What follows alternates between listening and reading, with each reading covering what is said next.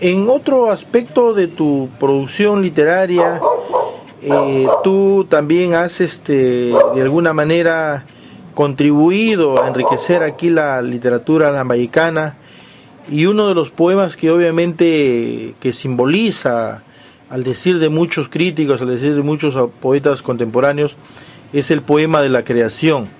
¿Tú recuerdas ese poema? ¿Qué simbolizó para ti ese poema? De alguna manera es un poema que rompió y un poco escandalizó en los 90 la cucufatería, y creo que es uno de los poemas que simboliza y representa gráficamente el sentido un poco transgresor de la poesía. ¿Qué significó para ti escribir? ¿Cómo se te ocurrió a ti escribir este poema, el poema de la creación?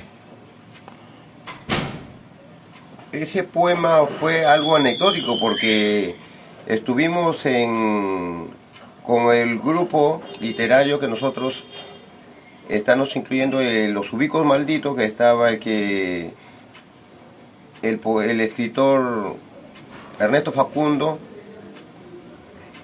el poeta y escritor, el que me está entrevistando en este momento, Nicolás Hidrogo, y el que les habla. No nos habían invitado a un encuentro nacional de poesía, pues, de poetas, de literatura creo que fue, porque nosotros, sobre todo, no fuimos invitados y me salió, en ese momento que estábamos ahí, como una reacción sobre todo a toda la poesía que se estaba recitando, donde yo dije, tengo que hacer algo diferente y algo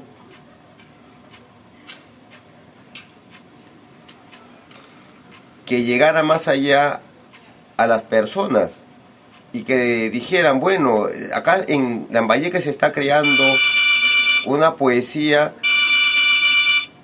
que tiene bastante fuerza expresiva, y entonces es ahí como nace El Hombre de la Creación.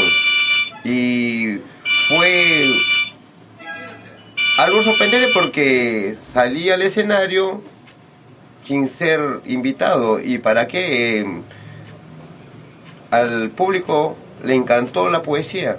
Bueno, a los muchachos, porque a los jóvenes estudiantes, porque claro que a los mayores algunos no estaban de acuerdo con la manera de que cómo lo había escrito y de lo que yo decía ahí. Pero de ese momento nuestro grupo literario creo que se unió más y comenzó a tener más relevancia dentro de los grupos literarios, y sobre todo a crear más poesía, pues como jóvenes que en ese tiempo éramos. Indudablemente fue un poema que se leyó en la biblioteca Eufemio Lora y Lora, en el tercer piso. Había un encuentro de poetas ya maduros, y obviamente fue una poesía un poema que al leerlo de la manera como tú lo leíste, un poco escandalizó y un poco causó sonrisas por un lado, alegría por otro lado, y en otros momentos por algunos una estupefacción. ¿Tú crees que en sí el poema significó un acto de protesta contra la poesía tradicional, contra esa poesía entre comillas bendita, que solo buscaba alabanzas, que solo buscaba elogiar lo regional, lo autóctono, la identidad? ¿Fue un poema en realidad de rebeldía, de ruptura con el pasado tradicional?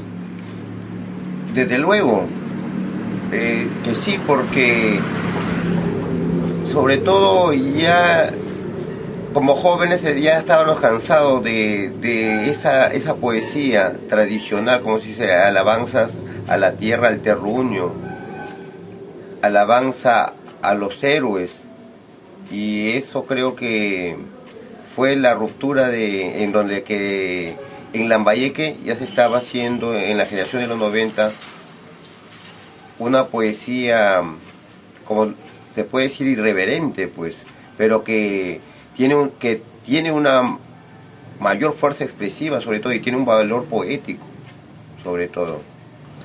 Lucho, con respecto a tus proyectos literarios futuros, indudablemente tú tienes mucha producción que, según nos refieres, lo vas a publicar dentro de un título general, Piedra Fuerte.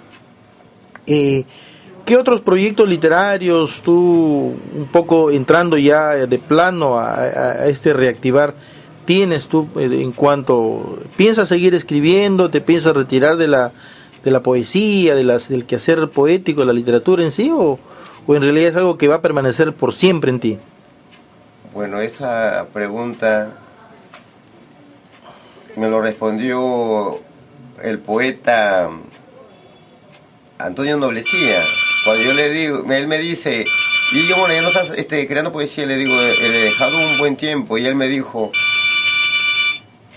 lo ha dejado descansar nada más porque, como él me dijo, tú has nacido para la poesía y morirás en la poesía, y creo que es lo correcto que él me lo dijo, porque de vez en cuando sí sigo escribiendo, solo que el momento, en este momento no es propicio porque tengo otras obligaciones, pero después voy a darme un tiempo para crear, porque como el poeta Antonio Noblecía me dijo, estamos condenados a la poesía y moriremos con la poesía, porque es una condena. Bueno, es un decir de él cuando dice que estamos condenados porque vamos siempre a estar escribiendo hasta nuestro último momento, dice, de nuestro existir vamos a pensar en la poesía. Lucho, indudablemente tú eres ya un poeta cuajado, de repente poco conocido porque no hay un libro que esté en las bibliotecas, en las librerías en venta, pero creo que la manera como Conglomerado Cultural está tratando de promover a todos por igual, con las mismas oportunidades, busca justamente dar a conocer. ¿Tú recuerdas algún poema de los que haya? Porque tú indudablemente, aparte de poeta, eres declamador. ¿Recuerdas algún poema que sería bueno que los demás escuchen de los que has creado tú? Claro. A ver, por favor. Vamos a... El hombre de la creación, mejor. Claro. Y Dios se masturbó sobre la tierra día sexto y regó enorme nebulosa entre aguas oxidadas y piedras caudalosas.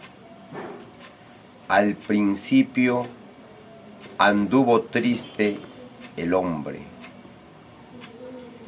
Dios de su costado le sacó el secreto, y el secreto pecó en manzana. De Dios creo que la eyaculación fue imperfecta, porque aún en este siglo el hombre se avergüenza de ser hombre. Muy bien. Podríamos decir, bueno, haciendo un análisis y conociendo tu opinión como creador del poema símbolo de los 90, podríamos decir que hasta cierto punto podría ser un poema vallejiano o un poema blasfemo. ¿Se podría llegar a decir esto? Claro, se podía hablar de una increpación, sobre todo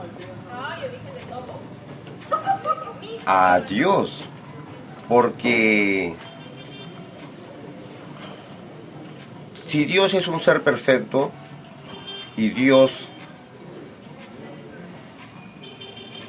como Dios no puede equivocarse, de algo perfecto debe salir un producto perfecto, pero por eso dice que el hombre no es perfecto, es perfectible.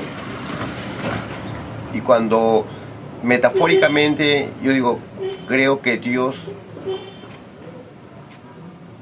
se equivocó al ser al hombre, porque el hombre con su imperfección